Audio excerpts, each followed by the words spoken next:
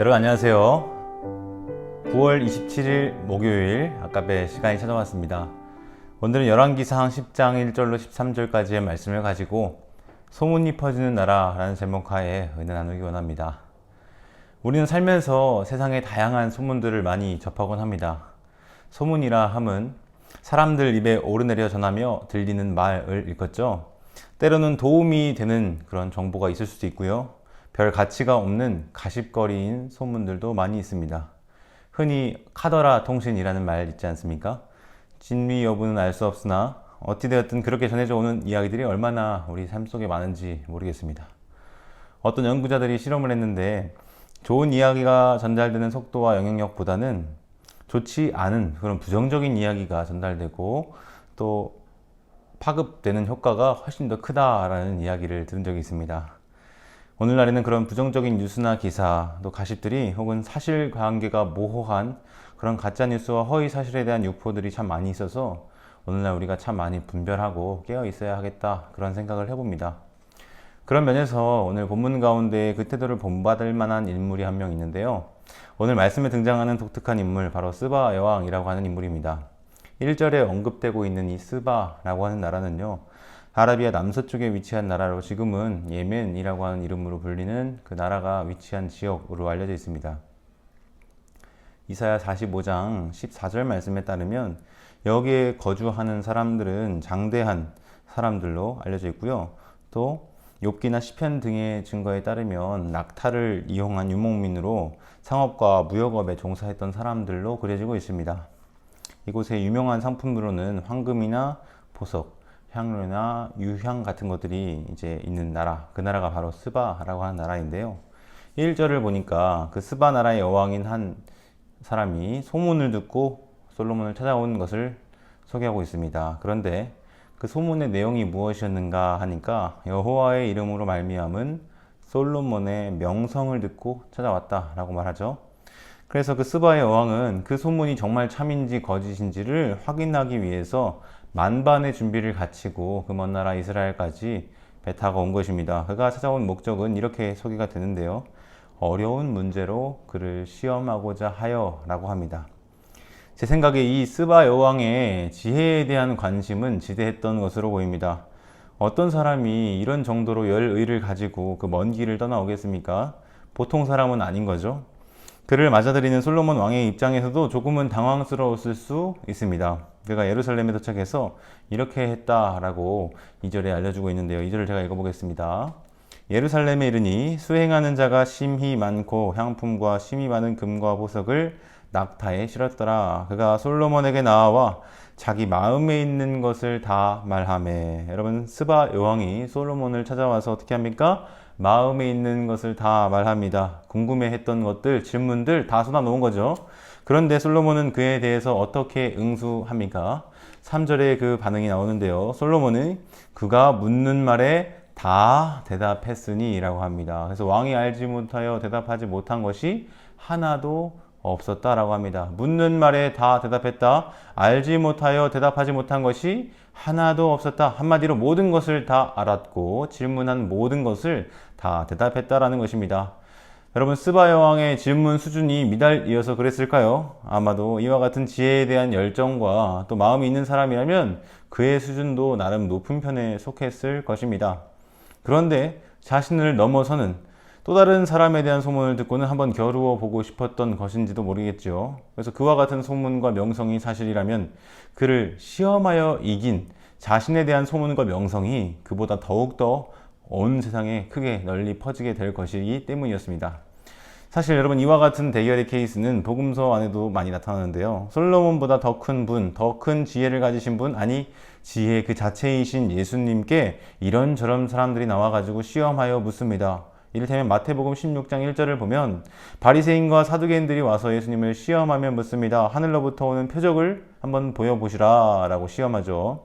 그런가 하면 마태복음 19장 33절에도 바리새인들이 예수님께 나와서 시험하여 묻습니다. 사람이 어떤 이유가 있으면 그 아내를 버리는 게 옳습니까? 그럽니까? 라는 질문, 이 딜레마를 가지고 있는 질문들을 가지고 와서 예수님을 시험하는 모습을 보죠.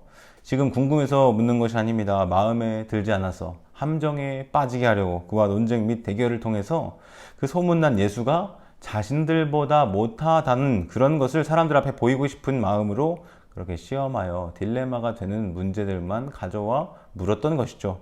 그러나 여러분, 예수님은 어떤 모습을 보입니까? 솔로몬이 그 묻는 말이 대답하여 알지 못하여 대답하지 못한 것이 하나도 없었다라고 했던 것처럼 예수님께서도 그 어떠한 질문에도 막힘이 없이 대답하시고 오히려 그들의 모든 질문에 대해서 입을 다물게 하는 그런 놀라운 대답을 보여주시죠. 그렇게 해서 그 대결에서, 파워게임에서 예수님이 항상 승리하신다는 것을 복음서는 반복적으로 보여주고 있는 것이죠. 그런가 하면 또 한 율법사가 예수님께 나와왔습니다. 그리고는 묻죠. 마태복음 22장 34절 36절에 이렇게 말했습니다.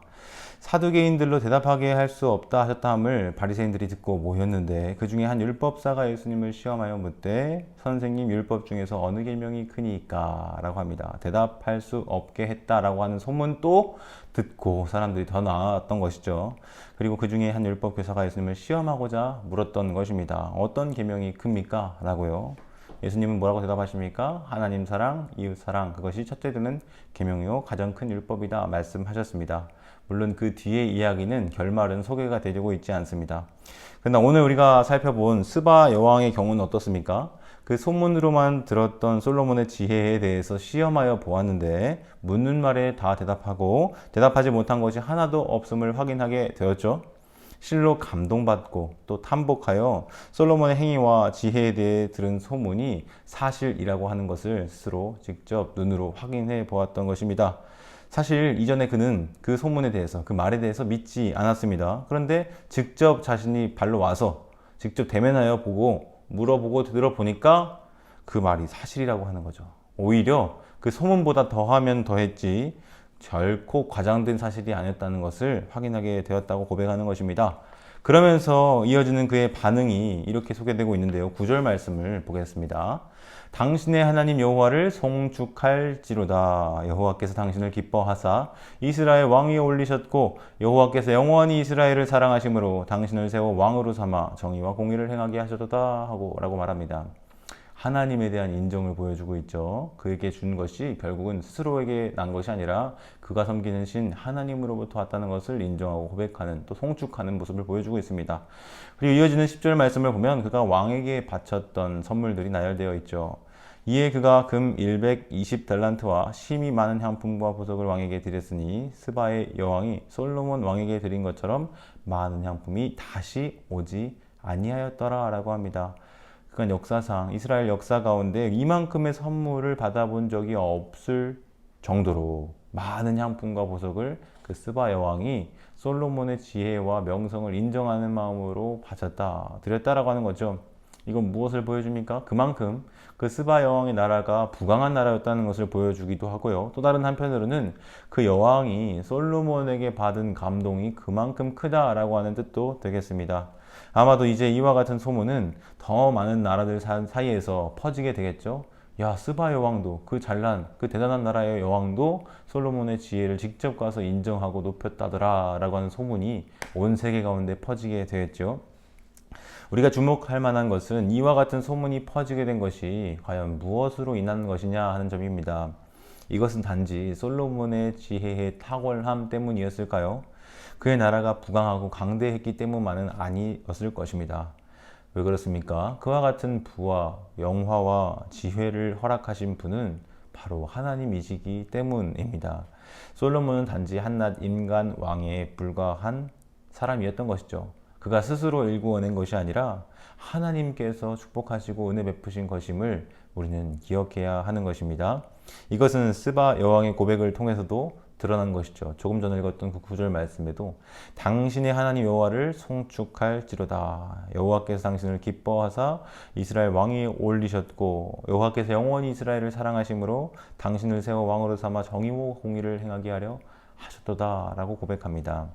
솔로몬이 왕으로 다스리던 이스라엘 나라가 세계 열방에 그와 같은 영광과 지혜로 소문이 났던 것처럼 우리 서울 반석 교회도 그와 같은 믿음의 소문이 퍼지는 교회가 되었으면 좋겠습니다. 또한 오늘 이 말씀을 듣는 성도 한 분 한 분이 그러한 성도로 소문이 났으면 좋겠습니다. 그런데 여러분, 그 소문은 단지 우리의 어떠함으로 일어나는 일이 아님을 꼭 기억해야 합니다. 그와 같은 소문이 퍼지게 하신 것은 하나님이시고 그 모든 영광과 존귀를 받으시고 거두셔야 하는 분은 또한 오직 하나님이라는 사실을 우리가 잊지 말아야 하겠죠. 그렇게 주님 앞에서 겸손히 행하면서 주와 동행하는 우리 모든 교회 또 성도님들이 다 되시기를 바랍니다. 끝으로 한 가지 더 주목할 것은 이 스바 여왕의 자세와 태도입니다. 다른 바리새인, 사두개인, 율법사들은 시험하는 것에 그쳤습니다. 그러나 이 여왕은 어떻게 했습니까? 그 솔로몬에 대한 소문을 듣고 그것이 그러한가 찾아와서 살펴보고 또 따져보았습니다. 그리고 진정으로 그렇다는 것을 알고는 어떻게 했습니까? 겸손하게 그것을 인정하며 그와 같은 지혜와 영광을 얻게 하신 하나님을 송축하는 그런 자세와 모습을 보여주고 있죠. 그래서 솔로몬보다 더 크신 이 지혜 그 자체이신 예수님을 보고 받아들이지 않는 또 반기지 않는 완악한 자들을 향해서 예수님은 이렇게 꾸짖으신 적이 있습니다. 마태복음 12장 42절인데요. 심판 때에 남방 여왕이 일어나 이 세대 사람을 정죄하리니 이는 그가 솔로몬의 지혜로운 말을 들으려고 땅끝에서 왔음이거니와 솔로몬보다 더 큰 이가 여기 있느니라. 여러분, 이 남방 여왕이라고 표현된 스바 여왕이 그 멀리서 이 솔로몬의 지혜를 보고 듣기 위해서 직접 찾아왔던 것을 기억한다면 하물며 그 솔로몬보다 더 크신 이인 예수님이 자기들 앞에 직접 나타나 보이셨을 때 우리는 어떠한 모습과 어떠한 자세, 어떠한 태도로 그분 앞에 반응해야 할 것인지를 보여주는 말씀입니다. 바라기는 솔로몬보다 더 크신 이인 우리 주 예수 그리스도에 대한 그 말씀의 증언을 결코 가벼이 여기지 않는 우리 모두가 되었으면 좋겠습니다. 그분의 말씀과 통치와 다스림을 사모하며 그 뜻을 따라 행하는 우리 모두가 되기를 간절히 소망합니다. 함께 기도하겠습니다. 사랑과 은혜가 풍성하신 하나님 아버지, 오늘 이 말씀을 통하여서 소문이 퍼지는 나라, 특별히 솔로몬의 지혜와 영광에 대한 소문을 듣고 찾아왔던 그 스바 여왕에 대한 이야기를 살펴보았습니다. 하나님, 우리 교회가 우리 성도 개개인 한 사람 한 사람이 그와 같은 믿음의 소문이 퍼지는 교회, 믿음의 소문이 퍼지는 성도가 될 수 있도록 주께서 도와주시옵소서. 또한 바라기는 이 스바 여왕이 취했던 겸손한 자세와 모습처럼 우리도 그와 같은 겸손함으로 주님의 말씀을 대하게 하시고 우리 가운데 찾아오신 예수님을 받아들일 수 있는 우리 모든 겸손한 심령들 다 될 수 있도록 인도하여 주시옵소서. 감사 찬양드리며 예수님의 이름으로 기도드립니다. 아멘. 오늘 이 하루도 주와 동행함으로 믿음의 소문이 퍼지는 교회로 살아갈 수 있기를 소망합니다.